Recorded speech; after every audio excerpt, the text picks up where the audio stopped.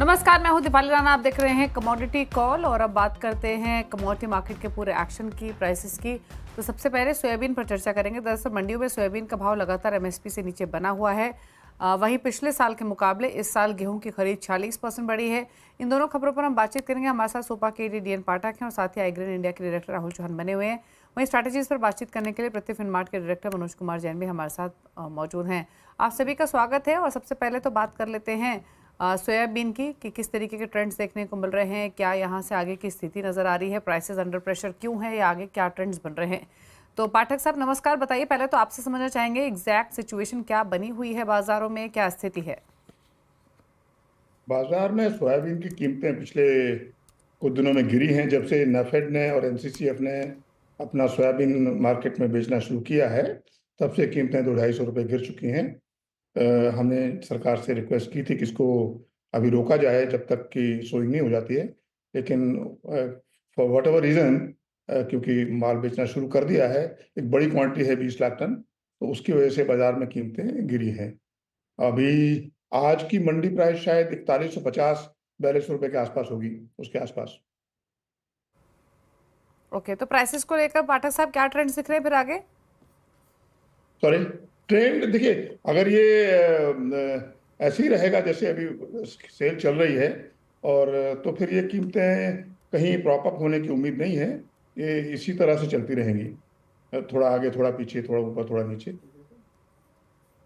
Okay, अच्छा, अगर हम सप्लाईज की बात करें तो वो किस तरीके की दिखाई दे रही हैं, प्लस डिमांड्स जो मांग की बात करें तो क्या कुछ सुधार देखने को मिला है, बेटर हुई है, किस तरीके की स्थिति है फिलहाल सप्लाई वर्सेस डिमांड। देखिए, सप्लाई में तो समस्या है नहीं। हमको साल के शुरू में हमने बोला था 126 लाख टन की क्रॉप है, सरकार का आंकड़ा 150 लाख टन है, तो अब सच्चाई कहीं बीच में होगी। लेकिन मांग की समस्या जो है वो डिमांड की है। सोयाबीन मील की डिमांड लगातार कम हो रही है डीडीजीएस के चलते, और उस पे किसी की समझ में नहीं आ रहा है, हमको भी समझ में नहीं आता कि उसको कैसे कम किया जाए, क्योंकि एथेनॉल बन रहा है कॉर्न से और राइस से। एथेनॉल बनेगा तो डीडीजीएस पैदा होगा। पोल्ट्री इंडस्ट्री को डीडीजीएस सस्ता पड़ता है कॉमर्शियली, हालांकि उसका अमीनो एसिड प्रोफाइल बहुत अच्छा नहीं है, बट उसमें फिर टाइम लगेगा थोड़ा समझने में। तो क्योंकि डिमांड की डिस्ट्रक्शन हो रही है, उसकी वजह से मील की डिमांड कम है, और मील की डिमांड कम होगी तो ऑब्वियसली क्रशिंग कम होगी, सोयाबीन की डिमांड भी कम होगी, और वो प्राइसेस को अफेक्ट कर रही थी और कर रही है, भी करती रहेगी। अच्छा, अगर हम ज्योग्राफी वाइज स्थिति देखें तो क्या रुझान देखने को मिल रहे हैं। ओवरऑल उत्पादन का आपने पहले भी जिक्र किया, उसी के आसपास के आंकड़े फिलहाल दिखाई दे रहे हैं। लेकिन अगर हम स्टेट वाइज एक सेंस लेना चाहें, जो की प्रोड्यूसिंग स्टेट्स हैं, कि वहाँ पर पिछले साल के मुकाबले सप्लाईज कितनी ज़्यादा हैं, किस तरीके की स्थिति है उस फ्रंट पे। देखिए, हमने जो आंकड़ा दिया था उसमें सबसे टॉप पे मध्य प्रदेश का उपज थी, और उसके थोड़ा सा कम महाराष्ट्र की। तो मैं उस पर अभी कायम हूँ। तीसरे नंबर पे आता है राजस्थान। उसके बाद गुजरात में काफ़ी अच्छा, पिछले साल थोड़ी बढ़त हुई थी गुजरात, तेलंगाना, कर्नाटक में। तो ये सब तीनों मिला के स्टेट करीब 10% ज़्यादा नहीं है, 90% तो ये महाराष्ट्र, मध्य प्रदेश और राजस्थान ही हैं। और जहाँ तक सप्लाई का सवाल है, राजस्थान में, सॉरी, महाराष्ट्र में, मध्य प्रदेश में अभी भी किसानों के पास, ट्रेडर्स के पास, मिल्स के पास सामान है, क्योंकि खपत नहीं हो रही है, क्रशिंग कम हो रही है पिछले साल के मुकाबले। तो ऑब्वियसली डिमांड कम है, तो सप्लाई काफ़ी अच्छी है, और सभी स्टेट्स में अच्छी है, सभी जगह पे। और ऊपर से ये नेफेड ने अपना सामान बेचना शुरू कर दिया है, तो ऑक्शन खूब धड़ाधड़ हो रही है और लोग खरीद रहे हैं। सप्लाई की कोई समस्या किधर भी नहीं है। डिमांड फ्रंट पे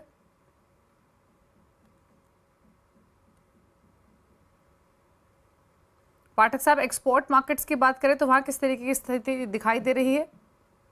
एक्सपोर्ट में मुझे थोड़ा लगता है कि जैसे हमने शुरू में किया था 15.5 लाख टन का एक्सपोर्ट होगा, वो मुझे थोड़ा सा ज़्यादा होता दिखाई दे रहा है अगले सितंबर तक।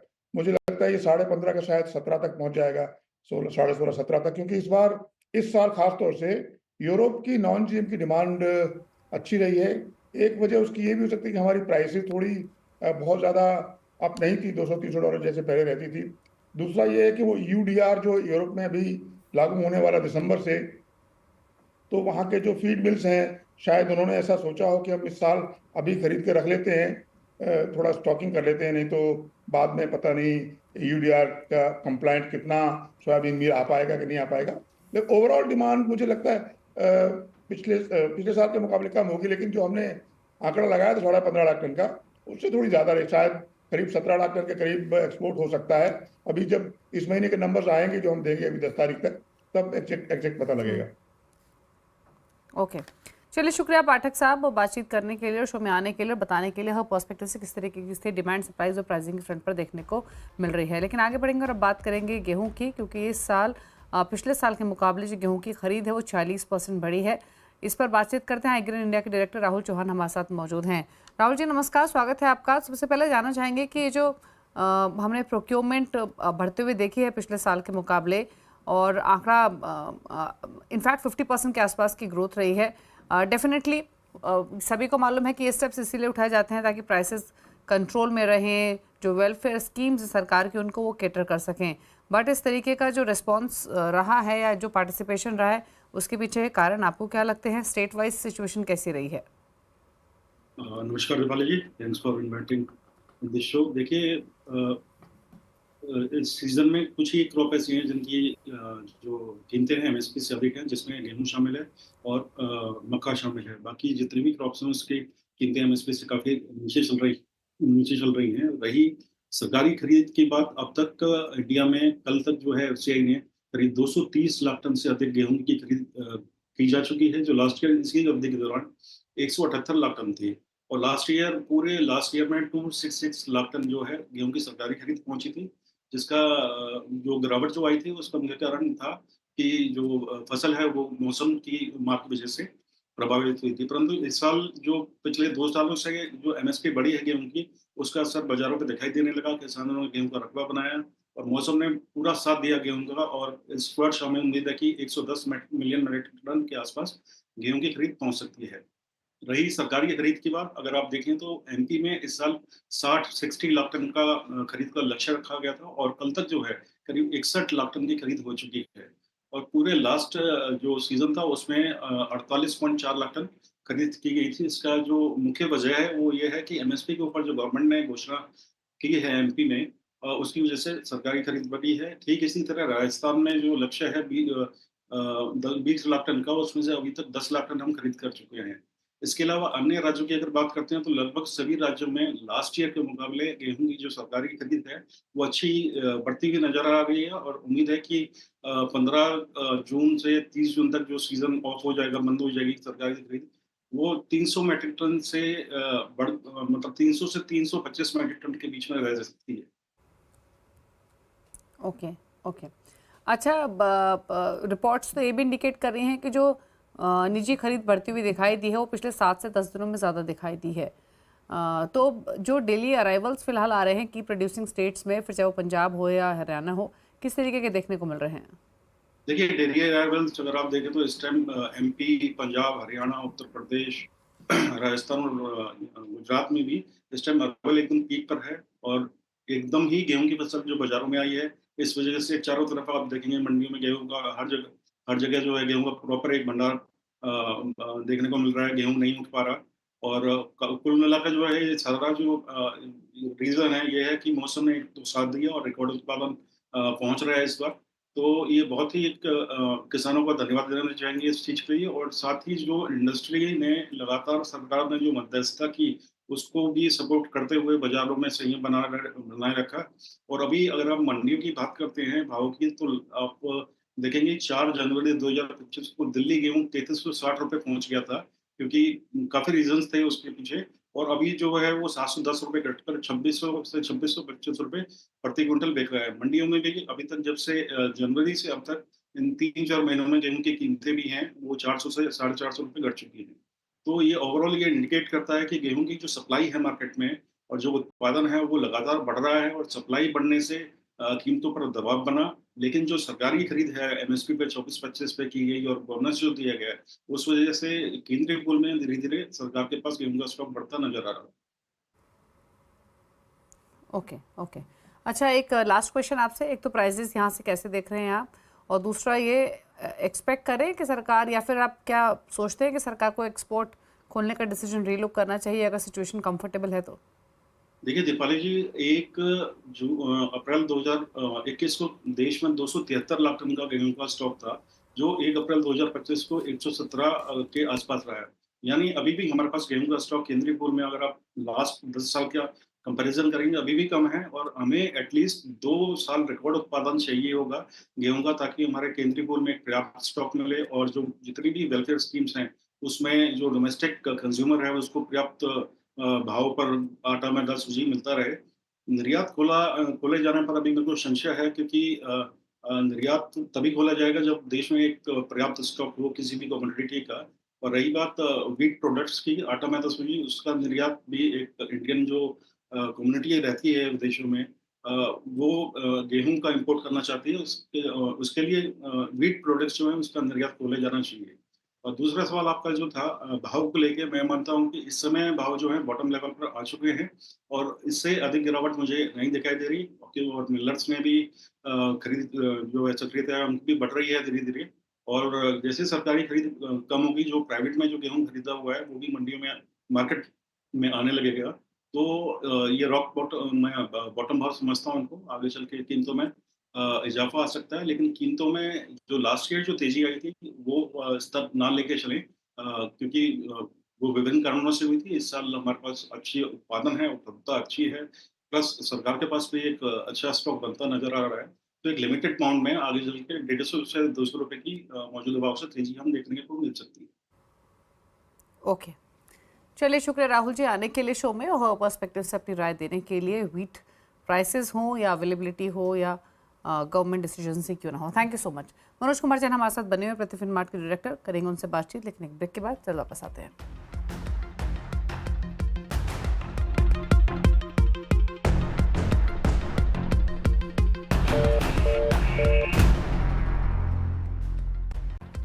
आप दे रहे हैं कमोडिटी कॉल, मनोज कुमार जैन हमारे साथ बने हुए प्रतिफिन मार्ट के डायरेक्टर। मनोज जी नमस्कार, बताइए पहले तो आपकी टॉप ट्रेडिंग कॉल्स। नमस्कार दीपाली जी। हमने गत सप्ताह यहाँ पे सोने और चांदी में एक मुनाफा वसूली आते हुए देखी थी। जिस तरह से यूएस और चाइना के बीच में ट्रेड टॉक की संभावनाएं बढ़ती हुई नजर आ रही है, तो कहीं ना कहीं यहाँ पे जो मुनाफा वसूली है वो बढ़ती हुई नजर आ रही है। सोने का जो जून वायदा है वो 94,300 के आसपास अभी कारोबार कर रहा है। यहाँ थोड़ी बढ़त में बिकवाली की सलाह रहेगी। 94,600 के स्तर पर बिकवाली की सलाह रहेगी। स्टॉप लॉस जो रखना है 95,050 का रखना है और लक्ष्य यहाँ पे डाउन साइड में 93,800 के रहेंगे। साथ ही यहाँ हम देख रहे हैं कि नेचुरल गैस की कीमतों में भी एक अच्छी गिरावट देखने को मिली थी और यहाँ एक मई का जो वायदा है वो अप्रैल के कॉन्ट्रैक्ट से प्रीमियम पे ट्रेड करता हुआ दिखा है। लेकिन अभी भी यहाँ जिस तरह से डिमांड को लेकर के संशय है, तो नेचुरल गैस के पुट ऑप्शन में बाय की सलाह रहेगी। 270 की स्ट्राइक की पुट ऑप्शन को 19 रुपए पे बाय करें। स्टॉप लॉस एक 15 रुपए का रखें और लक्ष्य वहां पे 26 रुपए तक के रहेंगे। ओके, तो ये रही आपके लिए ट्रेडिंग स्ट्रैटेजीज गोल्ड और नेचुरल गैस पर। बाकी कमोडिटीज पर भी कर लेते हैं चर्चा। अच्छा, बेस मेटल्स हो या सिल्वर हो, क्या राय है आपकी? लाल निशान में ट्रेडिंग होते हुए दिखाई दे रही है आज के सेशन में, क्या करना चाहिए या क्या आउटलुक है इन स्तरों से? बेस मेटल्स में यहाँ काफी अनसर्टेनिटी। हमने पिछले सप्ताह अच्छी बढ़त देखी थी, लेकिन सप्ताह के आखिरी 2 सेशन में मुनाफा वसूली थी। अभी भी अनिश्चितताएं बनी हुई है। इस सप्ताह यूएस के इकोनॉमिक आंकड़े आना है, वहां से थोड़ा डायरेक्शन जो है मार्केट को मिलता हुआ नजर आएगा।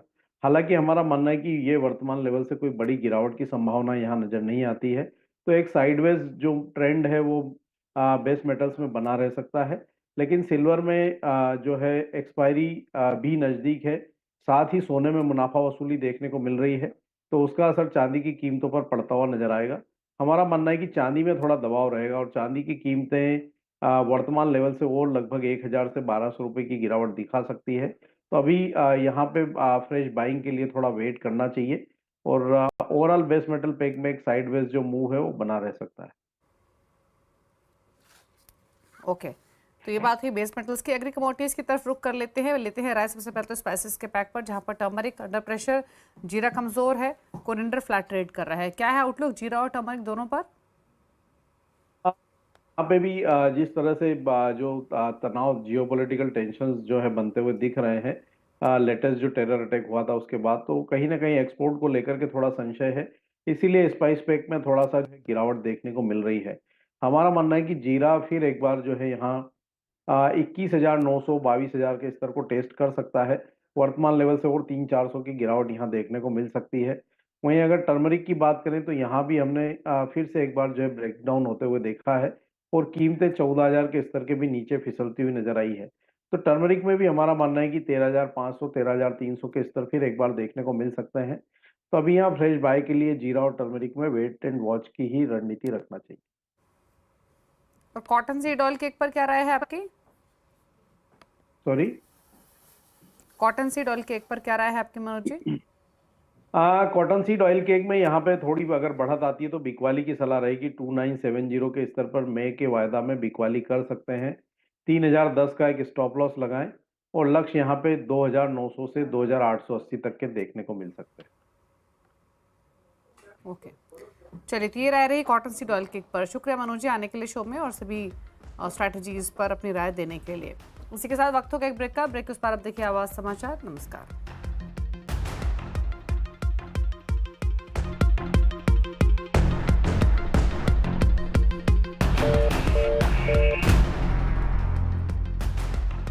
मूंग या